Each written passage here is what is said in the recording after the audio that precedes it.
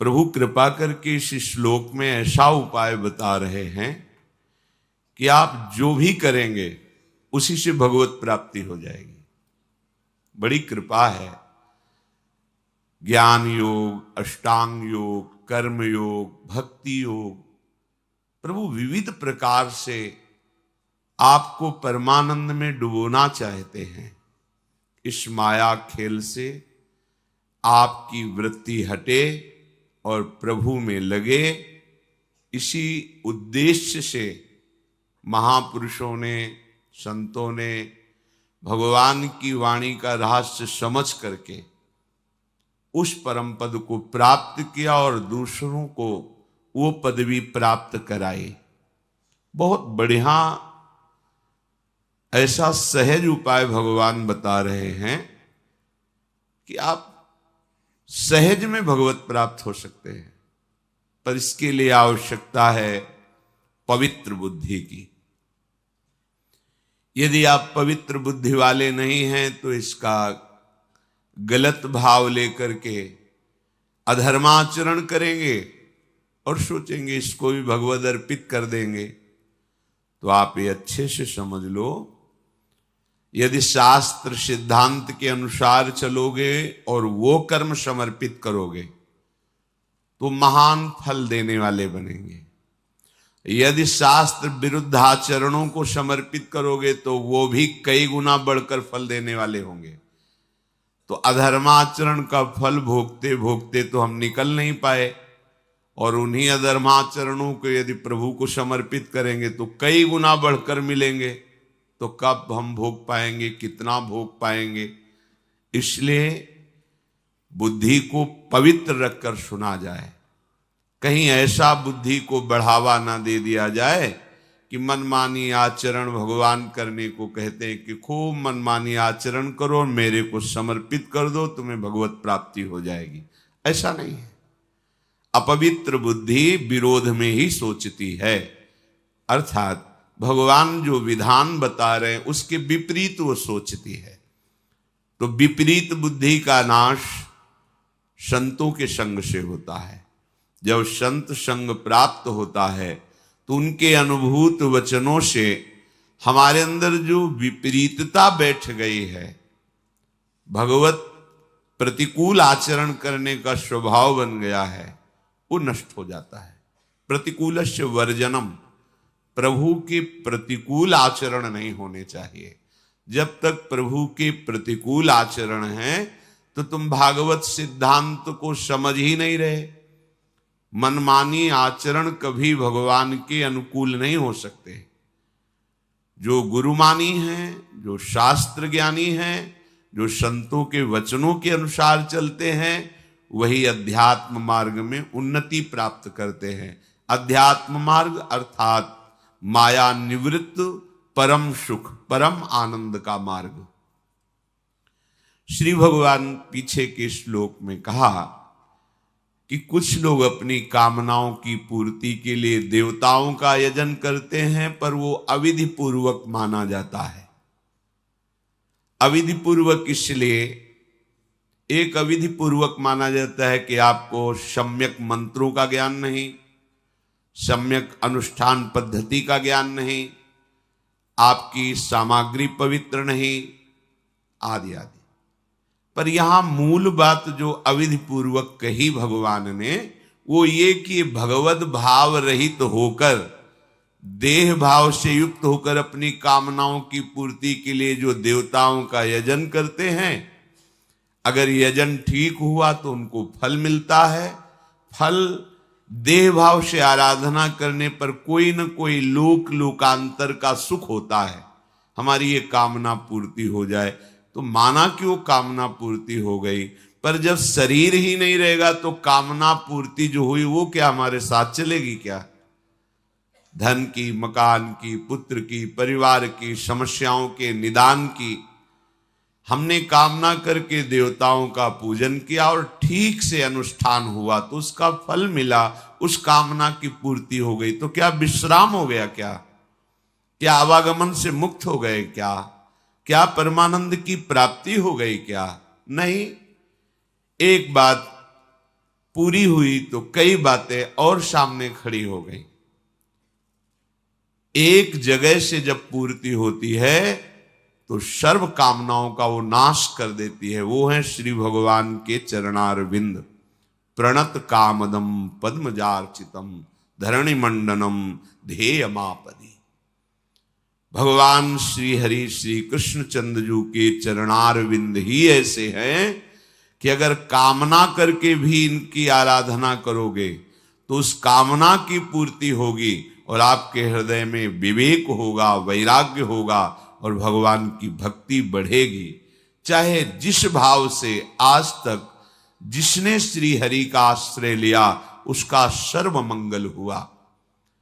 पर यदि हम भगवत भाव विहीन किसी देवता की आराधना करते हैं तो इस सम्यक अनुष्ठान होने पर केवल वो उतनी ही कामना की पूर्ति करता है, फिर कामना मन की चाह और बढ़ जाती है। वो इतनी बढ़ती चली जाती है कि हम ये भूल जाते हैं कि हमारी मृत्यु भी होनी है। मृत्यु जो सब कुछ हरण कर लेगी, न शरीर रहेगा, न शरीर संबंधी रहेंगे, ना कोई कामना की पूर्ति वाली भोग सामग्री रहेगी, तो अविधि पूर्वक सब हो गया, कुछ हाथ नहीं लगा। ये जो हमारे अंदर एक बात बैठ गई है कि हमारी मन चाही पूर्ति होती रहे तो हम सुखी हो जाएंगे, ये बहुत बड़ा ज्ञान है। प्रभु से प्रार्थना करनी चाहिए कि नाथ इस कामना रूपी जाल से मुझे मुक्त करो। ये कामना का जाल ऐसा है, बढ़ता ही चला जा रहा है। पहले सोचो कि हमारी चाह कितनी, क्या इतने से पूर्ण हो जाएगा? पर उतना जब मिलेगा तो और बड़ी चाह, और बड़ी चाह। इसलिए भगवान उसे अविधि पूर्वक कहते हैं। उपासना तो तब हुई जब चाह मिट जाए, इतना मिल जाए हमें कि कोई चाह ना रह जाए। तो कितना मिल जाए? अगर आपको पृथ्वी का सम्राट बना दिया जाए, एक छत्र सम्राट, तो भी कामना नष्ट नहीं होगी। और कामना है, देवराज इंद्र पद दे दिया जाए तो भी कामना है, ब्रह्मा का पद तो भी कामना है। एक पद है जहां सर्व कामनाओं का नाश हो जाता है, वो है हरिपद, प्रभु के चरणारविंद का दासत्व, हरिदासत्व। इससे बढ़कर कोई पद नहीं। इस परम पद को ब्रह्मा जी भी नमस्कार करते हैं। ज्यों ज्यों मनचाही कामना पूर्ण होती है, त्यों त्यों मन चाह असीम होने लगता है। सीमा नहीं रहती कि इतने मिल जाए तो अब कछु नाथ न चाही मोरे। आज तक कोई ऐसा नहीं हुआ कि प्रभु आप इतना कर दो बस मैं तृप्त हो गया। आज तक नहीं। बहुत देखा है, बहुत देखा। एक भगत जी बस महाराज बिटिया का ब्याह हो जाए, आजीवन वृंदावन वास करेंगे, हमारे सब काम पूरे हो गए। 15 वर्ष पहले बिटिया के भी लड़का हो गया। नहीं, आप क्या समझते हैं आपकी कामना पूर्ति हो जाएगी तो आप भगवत प्राप्ति के मार्ग में चल देंगे? इतनी कामनाएं, इतनी समस्याएं आ जाएंगी कि आप निकल ही नहीं सकते। जिस परिस्थिति में आप हैं उसी परिस्थिति में नाम जप कीजिए, भगवत आराधना कीजिए तो निकल जाएंगे। और अगर ये सोच रहे हैं कि परिस्थिति का जब परिवर्तन होगा तब भजन करेंगे तो मृत्यु ही मिलेगी, सतमार्ग में चलने का अवसर माया देगी नहीं। भोगों की प्राप्ति में आज तक किसी को तृप्ति नहीं हुई। आज तक कोई भी इतिहास साक्षी है ऐसा नहीं बोला कि ये भोग हमें मिल गए, अब हमें कुछ नहीं चाहिए। कोई नहीं बोला। अगर कोई ऐसा बोला है कि अब कछु नाथ न चाहिए मोरे, तो वही बोला है जिसे भगवान के चरण मिल गए हैं, दूसरा नहीं। वो तो बहुत ऊंची बात बोले हैं, न पारमेष्ठ्यम न महेंद्र धिष्णम। पारमेष्ठि ब्रह्मा का पद भी नहीं चाहिए, देवराज इंद्र का पद भी नहीं चाहिए, न सार्वभौमम न रसाधिपत्यम, रसातल का भी पृथ्वी का भी सम्राट पद सुख नहीं चाहिए, न योग सिद्धिर न पुनर्भव, मोक्ष भी नहीं चाहिए, योग की सिद्धियों की भी चाह। ये केवल वही बोल पाया जो भगवान का भजन करके भगवान के चरणारविंद में प्रेम प्राप्त कर लिया। दूसरा आज तक कहीं पूरे इतिहास में, पूरे ग्रंथों में एक व्यक्ति नहीं मिला कि वो कह दे कि अब कछु नाथ न चाहिए मोरे। जब कोई गरीब 1 लाख रुपया का लाभ मिलने लगता है तो करोड़ की चाह में बावरा हो जाता है।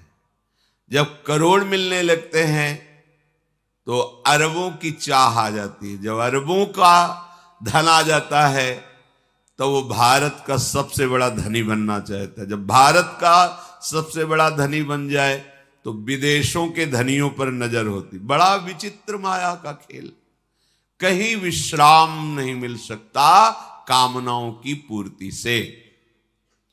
संसार के समस्त सुख भोग समृद्धि वैभव पाकर के भी, ध्यान दीजिए ये महापुरुषों के वचन हैं, विश्वास करके इन वचनों पर अनुभव करने के लिए मत कूदो। ये अनुभव का देश नहीं है संसार, आज तक कोई अनुभव नहीं कर पाया।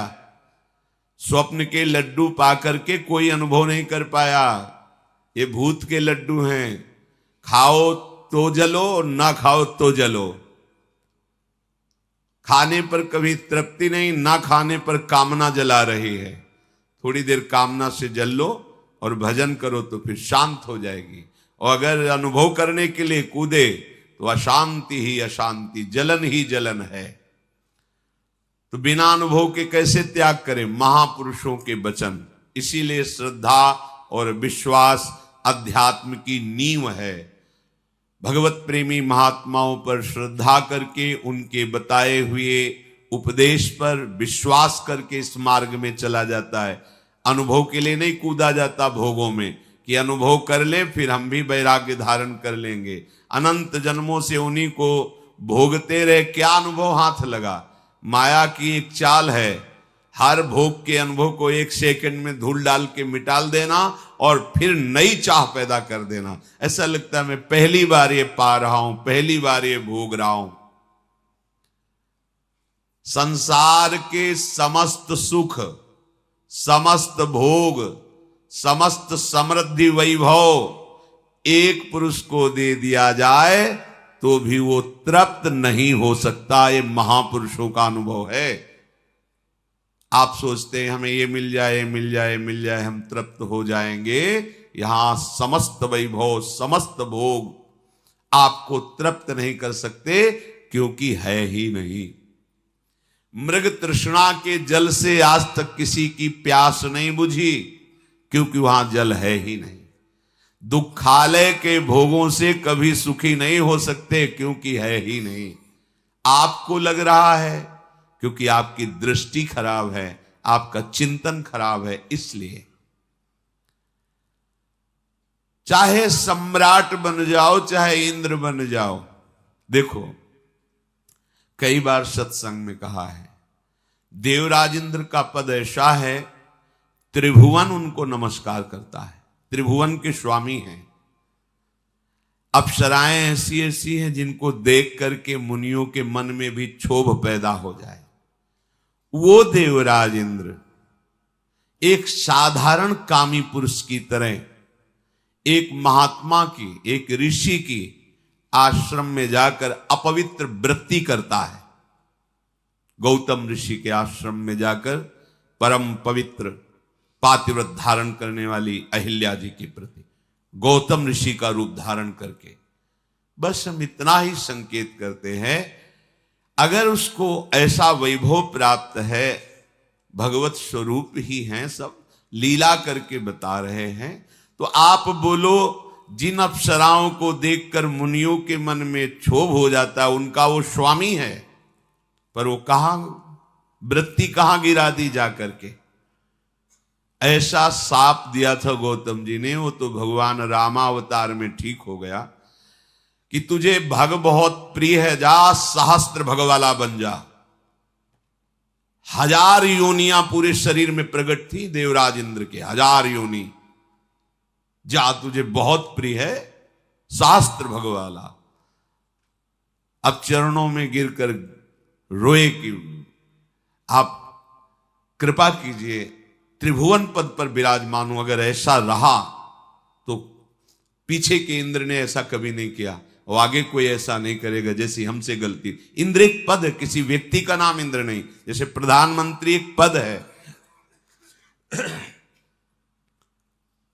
संतों का हृदय बड़ा कोमल होता है। गौतम जी ने कहा ठीक है, जब भगवान श्री राम का अवतार होगा और जब तुम्हें उनके दर्शन करने का सौभाग्य होगा तो यही योनियां नेत्र रूप में बदल जाएंगी और तुम सहस्त्र नेत्रों से भगवान के दर्शन कर पाओगे।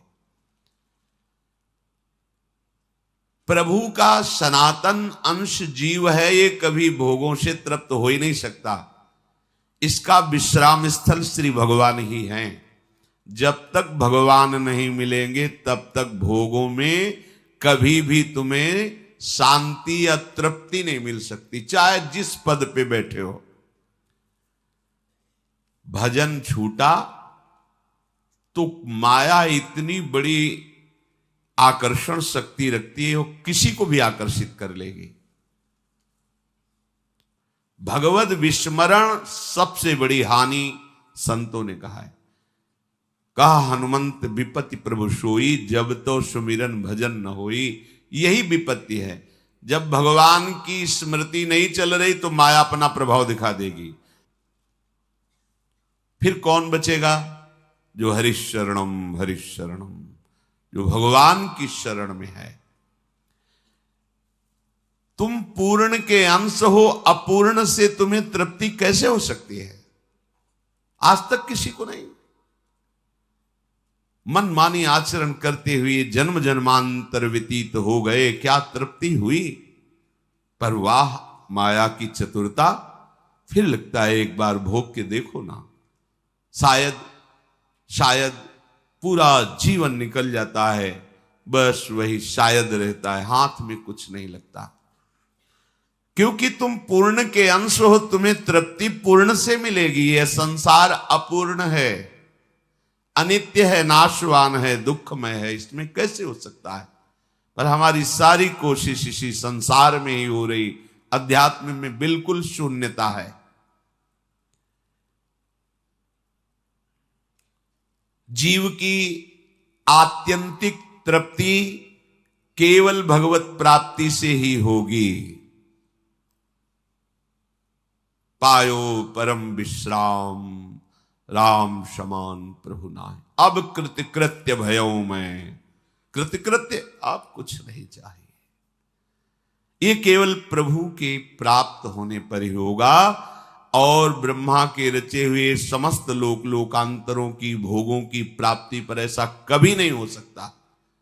सुलझ जाओ, ये अंदर से मांग कभी बंद नहीं होगी। जब तक प्रभु का भजन करके प्रभु का साक्षात्कार नहीं कर लोगे, ये अभाव, ये अशांति, ये कामना पिंड नहीं छोड़ेगी। हमें खोज है नित्य सुख की, सत्य सुख की, परिपूर्ण सुख की, अविनाशी सुख की, शाश्वत सुख की, सनातन सुख की। वो है श्री भगवान। देख लो, हमारी खोज है हमें नित्य सुख प्राप्त हो, शाश्वत सुख, सत्य सुख, परिपूर्ण सुख, अविनाशी सुख। ये जगत में थोड़ी है, ये अपूर्ण है, ये विनाशी है, ये अनित्य है, परिवर्तनशील है, ये सत्य नहीं है। पर हम खोज यही कर रहे हैं। जब तक इस अविनाशी सुख की प्राप्ति नहीं होगी तब तक तुम्हारी खोज रुकेगी नहीं।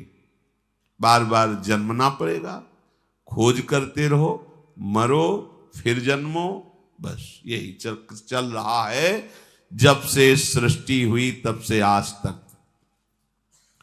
यदि भोगों से ही वासना शांत हो जाती तो अब तक शांत हो जाती। कितनी इस वासना ने पाप कराया है।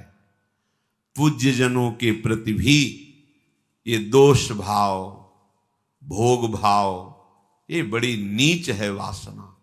ये दुर्वासना मम सदा परिकर्षयन्ति। ये पापी वासना न जाने कहां कहां हमें कैसे कैसे आचरण करवाए। जीव के लिए वासना के त्याग में ही शांति है, भोग में नहीं। पर ये समझ में सिद्धांत नहीं आता। हमारी जो बुद्धि है हमें यही प्रेरित करती रहती है कि भोगों में सुख है, ये खा लें, ये देख लें, ये सूंघ लें, ये छू लें, ये भोग लें। इतना ही जीवन का उद्देश्य है। पढ़ लिख के नौकरी करें, खूब रुपया कमाएं, बढ़िया ब्याह हो जाए, बढ़िया मकान मिले, बढ़िया लड़का बच्चा हो जाए, यही हमारी सिद्धि है। लेकिन परिणाम नहीं सोच रहे कि एक परिणाम आएगा, झटके में सब कुछ खत्म हो जाएगा, केवल आप बचेंगे और आपके अकेले फिर यात्रा शुरू हो जाएगी। ये क्या नाटक चल रहा है।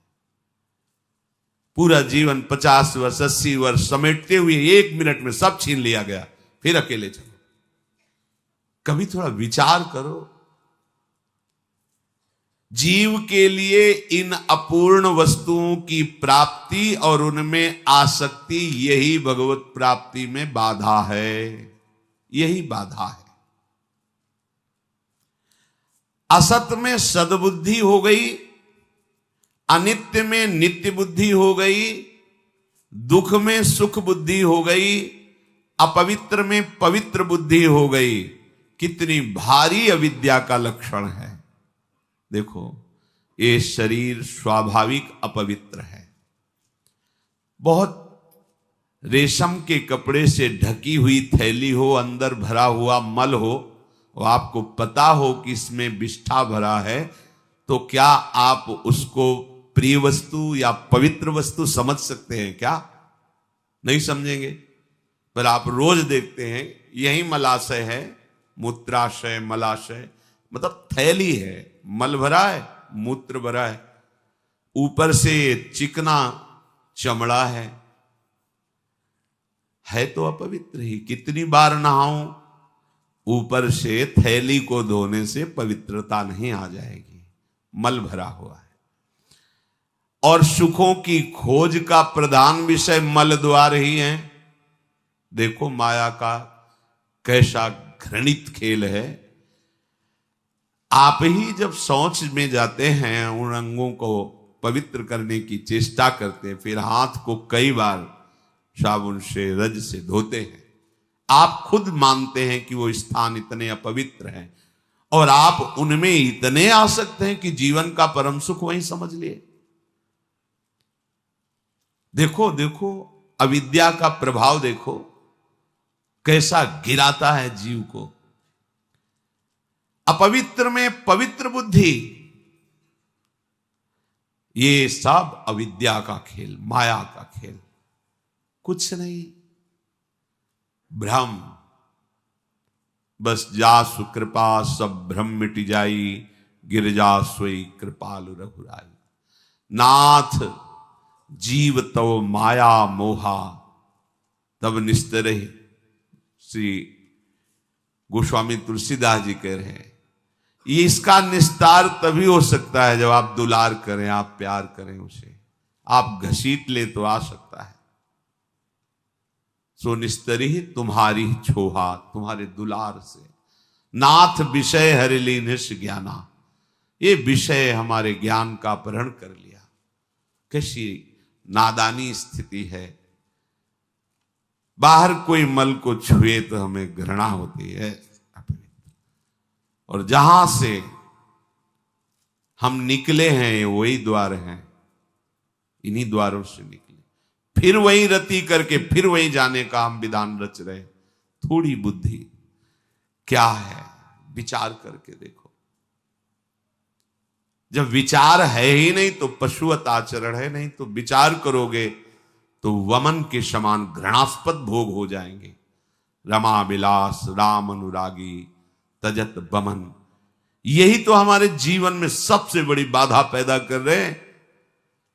भगवत मार्ग के पथिक हैं, पर हृदय में आकर्षण होता है कि ये भोग सुखद है, ये भोग सुखद है, और हम जहां गलती कर देते हैं तो अपने मार्ग से उतर जाते हैं, फिर मार्ग का पता ही नहीं चलता। ये मार्ग ऐसा दिव्य है कि यदि आप विधि के अनुसार नहीं चलेंगे, गुरु आज्ञा के अनुसार, तो मार्ग अंतर ध्यान हो जाएगा, ढूंढने पर भी पता नहीं चलेगा।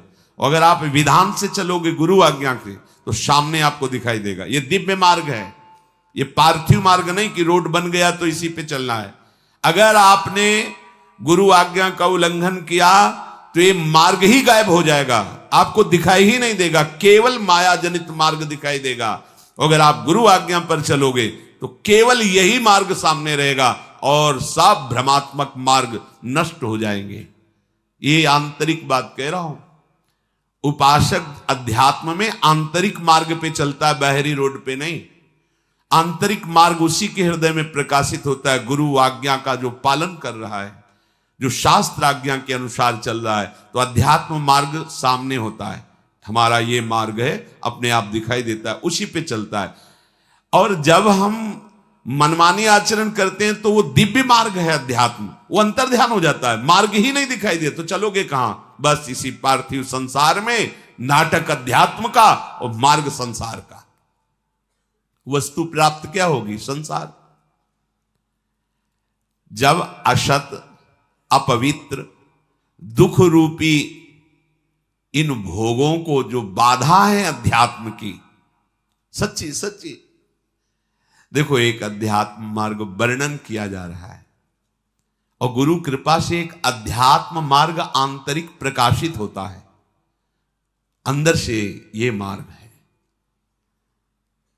उसके चित्त का समाधान हो जाता है। अब संशय नहीं रहता कि संसार में सुख है, मान प्रतिष्ठा में सुख है, भोगों में सुख, ऐसा नहीं रहता। वो संसार जैसी चेष्टा करते दिखाई देगा, ये बाहरी है, लेकिन उसका अध्यात्म मार्ग प्रतिपल तय होता रहता है, वो अपने प्रभु के नजदीक पहुंचता रहता है। उपासना सदैव अपने स्वामी के समीप रहता है।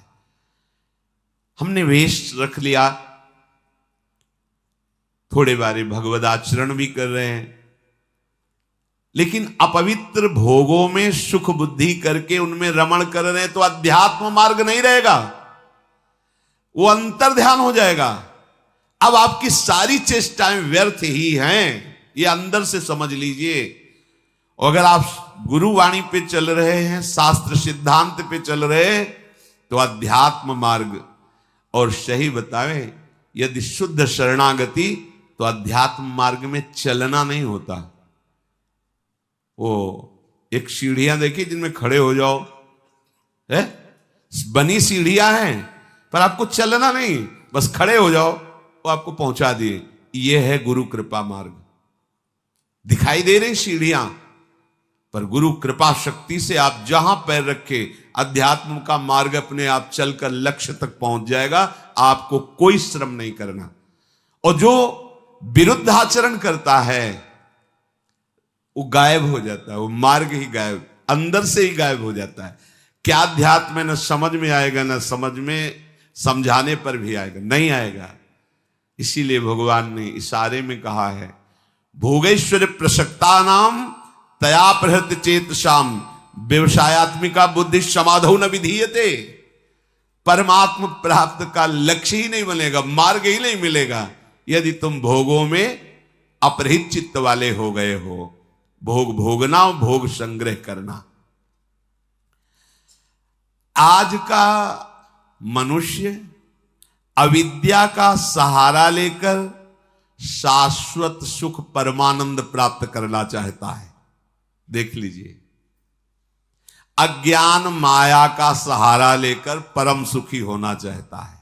शरीर स्वस्थ रहे, खूब भोग भोगू, मनमानी हमारी चाह पूर्ण हो, यही हमारा लक्ष्य। देख लो, शरीर में कोई कष्ट ना हो, इंद्रियों का जो भोग जब चाहूं मिल जाए, और मन चाही भोग सामग्री इकट्ठा कर लूं, इतना ही लक्ष्य है प्रत्येक मनुष्य का।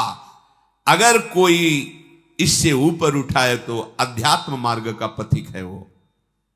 भला कैसे परमानंद की प्राप्ति होगी? अज्ञान से। अज्ञान की निवृत्ति से परमानंद की प्राप्ति है। बड़ा मजाक का विषय बन गया है। पानी में मीन पियासी, मोहि सुन सुनियावे हासी। अगाधानंद सिंधु प्रभु हृदय में विराजमान हैं। उनका मार्ग गुरुजनों ने दे दिया है। खूब सत्संग सुन रहे हैं, पर हमारी चित्त वृत्ति सत्यत्व भाव भोगों में ही किए हुए, ये बड़ा हंसी का खेल है।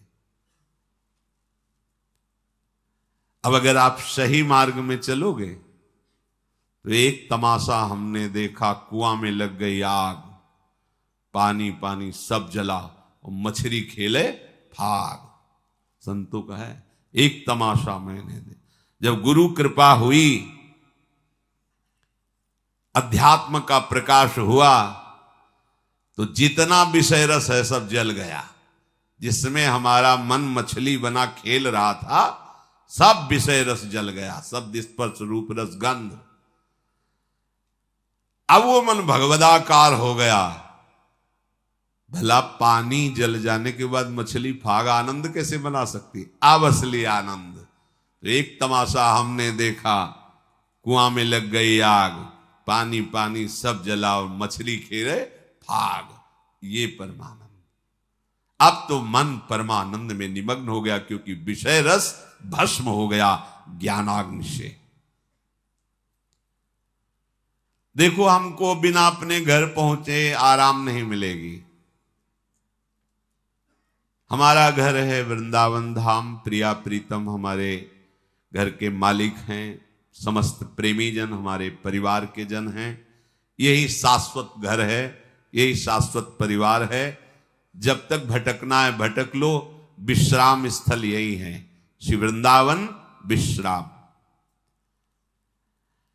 इस घर में आने की जो राह है, उसके आसपास ऐसी लुभावनी वस्तु रखी गई है कि आप घर की तरफ से पीठ करके उन वस्तुओं की तरफ चल दें।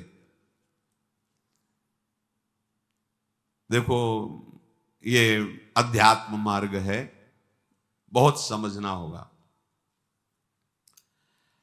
आर्मी के एक जवान को जब पुष्ट करना होता है, तो चढ़ाई में चढ़ना है तो वजन हल्का करना चाहिए ना, और वजन बढ़ा दिया जाता है। 2 किलो 5 किलो 3 किलो, ये ऐसे ऐसे ऐसे, और राइफल और इतना खान पान सामग्री, पूरा बिस्तर, जल, सब पूरी व्यवस्था फिट। 10 दिन के लिए पूरी सामग्री उसकी पीठ पे लदी हुई, और चढ़ना का है पहाड़ पे। जबकि और हल्का कर देना चाहिए चढ़ाई का समय। नहीं, कमजोर नहीं रखना अपने जवान को। ऐसे ही श्री भगवान कहते, जिस पर मैं कृपा करता हूं सर्वस्व नाश कर देता हूं। बंधु विच्छेदम, परिवार उसके प्रति नफरत करने लगता है। जीवितम कष्टेन, सा कष्टेन जीवितम, वो बड़े कष्ट से जीवित रहता है। सुन के डर जाओगे, सुन के डर जाओगे कि अरे भगवान कृष्ण की कृपा का ये फल है, ये तो हमें बिल्कुल नहीं चाहिए। और इसमें गूढ़ बात है, ये भयावह करके परमानंद की बात श्री भगवान कह रहे हैं। जैसे बनचंद महाप्रभु जब राधा वल्लभ लाल जी का मंदिर बनने का था, तो बहुत से धनी मानी तैयार हुए। तो उनका जो राधा वल्लभ लाल जी का मंदिर बनवाएगा वो मर जाएगा। अब आगे आओ, कौन बनवाएगा? कोई नहीं। सुंदर दास जी ने जब सुना तो उन्होंने विचार किया कि प्रभु के मंदिर बनवाने वाला मर जाएगा, जरूर इसमें कोई रहस्य है, जरूर कोई इसमें आंतरिक रहस्य है। वो आगे आए, उन बनचंद महाप्रभु के चरण पकड़े और कहा, प्रभु ये सेवा मुझे दीजिए। बोले, पता है तुम्हें, जो मंदिर बनवाएगा वो मर जाएगा। बोले, प्रभु तैयार हो, वैसे ही मरना है, प्रभु के लिए मरना क्या, तैयार हो, ठीक, करो सेवा।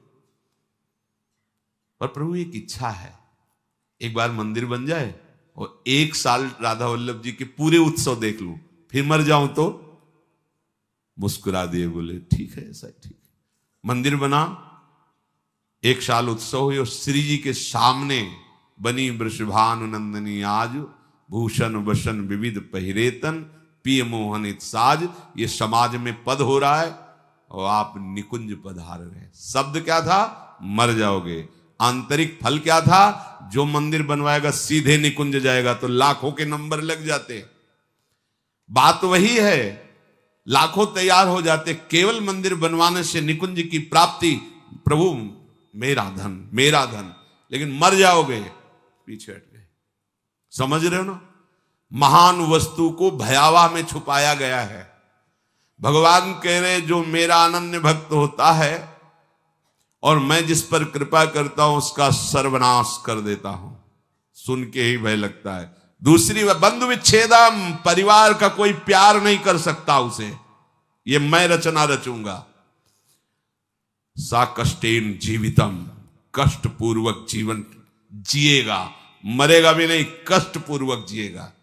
अब लगता है कि प्रभु ऐसी कृपा आप मत करो, ऐसी कृपा। अब इसका आंतरिक भाव, जितने अमंगल, जितनी कामनाएं जो हमें आज तक संसार में दंड देती रही, अहम तो हम सर्व पापेभ्यो, सर्वनाश कर देता हूं। किसका? अहम तो हम सर्व पापेभ्यो मोक्षयिष्यामि मां शुचा, सर्वनाश कर देता हूं उनका जो मेरे शरणागत को स्वप्न में भी दुख देने की बात सोचे, चाहे वो कर्म हो या कोई भी हो। अगर ऐसे तो हृदय उत्साहित होता है ना, जब कह रहे हैं उसका सर्वनाश कर देता हूं तो घबरा जाते ना कि ऐसा। बंधु विच्छेदम, क्या? भाई, माता, पिता, परिवार, उसका मैं बन जाता हूं, मैं उसका भाई बन जाता हूं, मैं उसका दोस्त बन जाता हूं, मैं उसकी मां बन जाता, सारे संबंध राह अंतर जा। अब राहें नहीं रह गई, मार्ग नहीं रह गया। ये अंतर की बात कहते हैं। ये वो मार्ग नहीं कि थोड़ी देर आराम कर लेंगे, भोग भोग लेंगे, फिर चल लेंगे। भोग में गए तो मार्ग ही गायब, मार्ग ही अंतर ध्यान हो जाए। कहां चल रहे थे, कैसे चल रहे थे, बुद्धि काम नहीं, मार्ग ही गायब। मोक्ष मूलम गुरु कृपा, वो गुरु कृपा से मार्ग प्रकाशित होता है, प्रकट होता है। इसलिए संसार के कल्याण के लिए जो अनुभवी संत महापुरुष जन हैं, वो चीख चीख के कह रहे हैं कि घर लौटो घर, ये संसार दुखालय तुम्हारा घर नहीं है। पर राह में अटको मत और भटको मत। ये राह में ऐसे पथिक अटक जाते हैं और भटक जाते हैं जो थोड़ा मन चले होते हैं। थोड़ा मन चले अर्थात मन के अनुसार कर। इस मार्ग में मन चलों का खेल नहीं है। इस मार्ग में मन को निग्रह करना है, मन को हटा करके अपने प्रभु तक पहुंचना है।